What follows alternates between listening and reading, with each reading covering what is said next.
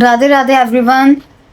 आप सब हेल्दी होंगे, फिट होंगे और आप सबकी स्टडीज़ बहुत अच्छे से चल रही होगी। इस चीज़ की उम्मीद मैं रख सकती हूँ शायद आप लोगों से कि आप सब फिट एंड फाइन होंगे और अपनी स्टडी अच्छे से कर रहे होंगे। इस वीडियो में हम अपना जर्नल का क्वेश्चन नंबर 39 और 40 कवर करेंगे। हमने पिछली वीडियो के अंदर 12 मिनट में अपने 2 क्वेश्चंस कवर कर लिए थे।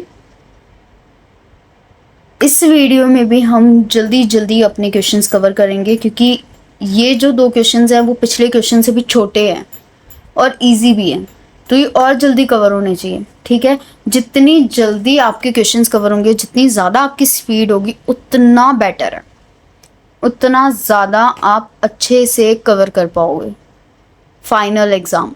ठीक है, और आपका फाइनल एग्ज़ाम छूटेगा भी नहीं। फिर मेनली बच्चों की ये प्रॉब्लम होती है कि मैम हमारा एग्ज़ाम छूट जाता है, दीदी हमारा एग्ज़ाम छूट जाता है। वो इसलिए छूटता है क्योंकि आपके अंदर स्पीड की कमी है। आप स्पीड से क्वेश्चंस नहीं करते, स्पीड से करना सीखो, नहीं छूटेगा, कुछ नहीं छूटने वाला। ठीक है, चलो अब करते हैं, हम करें, चलो करते हैं। Solution 39 journal date particulars credit debit ledger folio।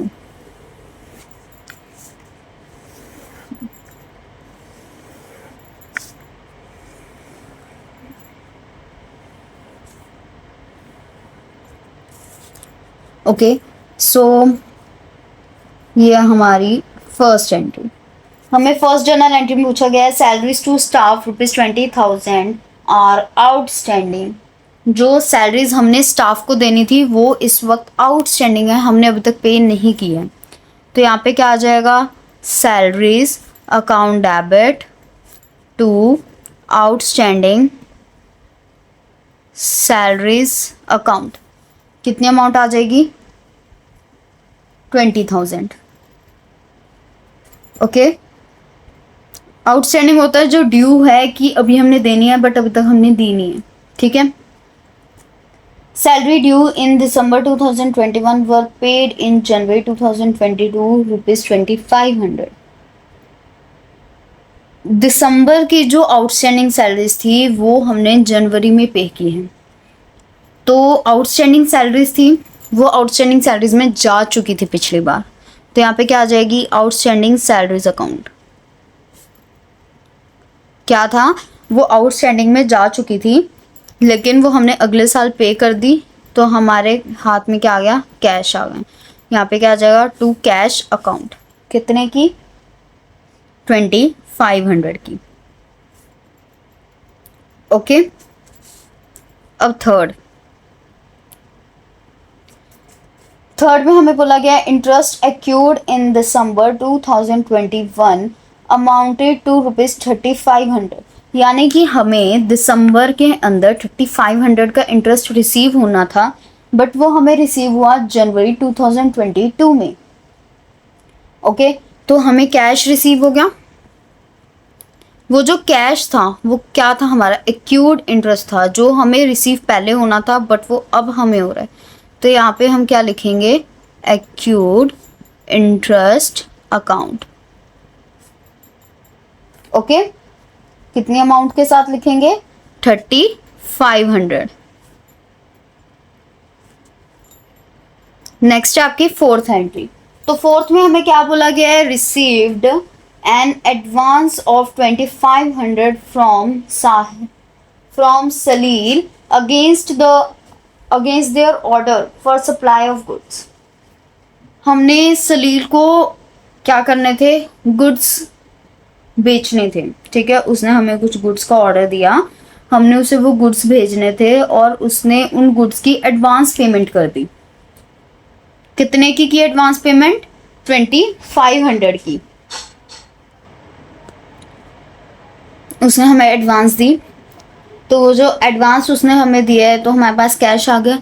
अब हमें सलील से एडवांस में मिल गया है। ठीक है, तो एडवांस किस चीज़ की मिली है एग्जैक्टली हमें कुछ नहीं पता, ठीक है। वो इंटरेस्ट रिसीव इन एडवांस है या सैलरी हमें एडवांस में मिली है या हमें कमीशन एडवांस में मिला है, वो सब कुछ नहीं है। हमें हमारी सप्लाई ऑफ गुड्स के अगेंस्ट हमें एडवांस मनी रिसीव हुआ है, तो हम उसके अंदर क्या करेंगे, सलील का नाम लिख देंगे, ठीक है। तो यहाँ पे हमारे पास क्या आ जाएगा, cash account debit to Salil account, ठीक है। हमें जितनी एडवांस में रिसीव हुई है हम उतनी यहाँ पे लिख देंगे, ओके। फिफ्थ में हमें बोला है paid rent ₹5,000 for next year. हमने नेक्स्ट ईयर के लिए 5,000 रेंट अभी से पे कर दिया, तो यहाँ पे क्या आ जाएगा, प्रीपेड रेंट। हमें यहाँ पे मेनली चीज़ बोली हुई है ना कि हमने रेंट एडवांस में पे किया है, तो फिर यहाँ पे क्या आ जाएगा, prepaid rent account debit to cash account, ठीक है। यहाँ पे कितना आ गया, 5,000, ये आ गया अपना 5,000। इसके साथ हो गया आपका ये वाला क्वेश्चन खत्म। अब हम करेंगे अपना सोल्यूशन नंबर 40, ओके। तो सबसे पहले हम इसका क्या बना लेते हैं, proforma, okay.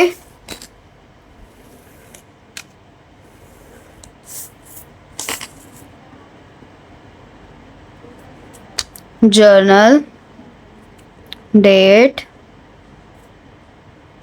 Particulars, ledger folio, debit, credit, okay. So हमें इसके अंदर पहली एंट्री क्या दी हुई है, पहली एंट्री में हमें बोला है goods purchased for ₹12,000, cartage on purchases ₹350। हमने गुड्स परचेज किए और उसके ऊपर हमने कार्टेज पे की, कितनी की, 350 की, ओके। तो जब हम परचेजेस करते हैं उसके अंदर हमारे जितनी कार्टेजेस वगैरह होती हैं वो हम शो करते हैं, कार्टेज, कमीशन या फिर इंस्टॉलमेंट्स, इंस्टॉलेशन, ये सब हम पे करते हैं। जो चीज़ हम शो नहीं करते वो है प्रॉफिट एंड लॉस, ठीक है। प्रॉफिट एंड लॉस जो होता है वो हम परचेजेस या सेल्स पे शो नहीं करते, लेकिन जो कार्टेज वगैरह होती है वो हम परचेजेस और सेल्स पर शो करते हैं। तो यहाँ पे हमारे पास क्या आ जाएगा, a purchases account debit, cartage account debit, okay, to cash account, ठीक है। तो यहाँ पे हमारे पास क्या आ जाएगा,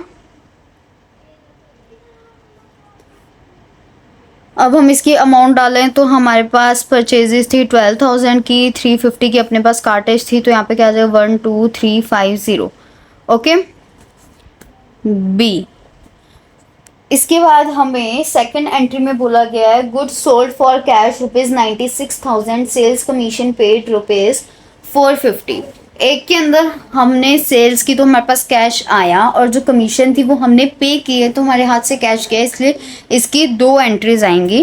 क्या आएंगी, एक के अंदर आएगा हमारे पास cash account debit to sales account, ठीक है, और दूसरे में हमारे पास क्या आएगा, commission account debit to cash account, ठीक है।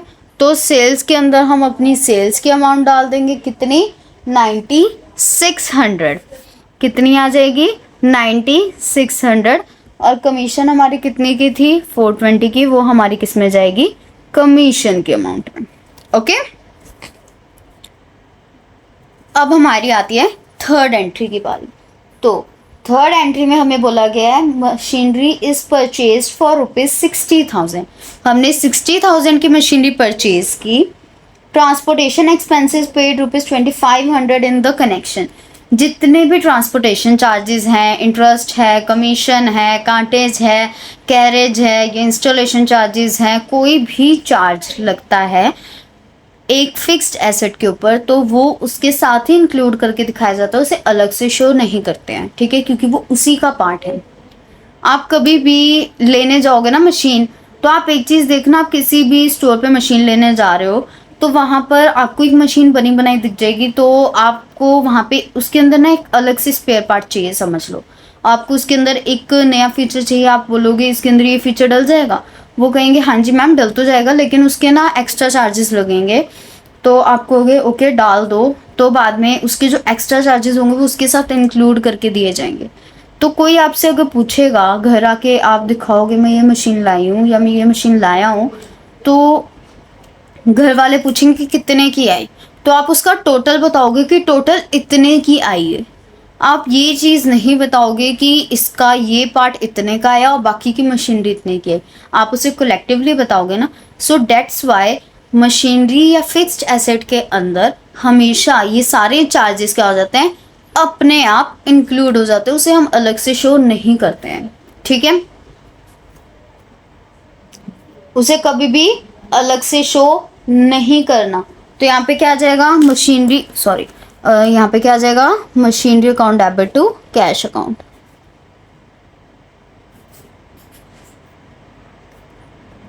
Okay, so machinery account debit to cash account दोनों को प्लस करके लिख दो 62500 62500।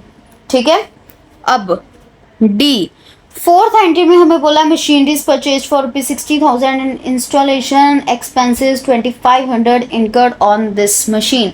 वही चीज़ है जो मैंने आपको अभी अभी समझाई थी कि मशीनरी के अंदर सारे चार्जेस ऑटोमेटिकली इंक्लूड हो जाते हैं। तो इसके अंदर भी क्या आ जाएगा machinery account debit to cash account. Okay, क्या आ जाएगा machinery account debit to cash account, यही वाली अमाउंट आ जाएगी क्योंकि उसके अंदर 2500 हमारे इंस्टॉलेशन चार्जेस हैं और 60,000 क्या है हमारी मशीन की कॉस्ट। अब ई फिफ्थ में हमें क्या बोला गया है, the old furniture of value ₹1600 is exchange for new furniture of value 2500 balance paid in cash.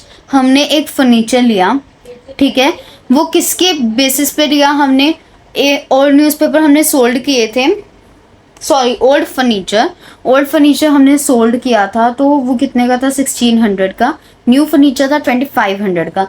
वो 1600 तो हमारे पे हो गए, बाकी जो बैलेंस था वो हमने कैश से पे कर दिया। ओके, तो इसके अंदर क्या आ जाएगा फर्नीचर, ब्रैकेट में लिख दो न्यू।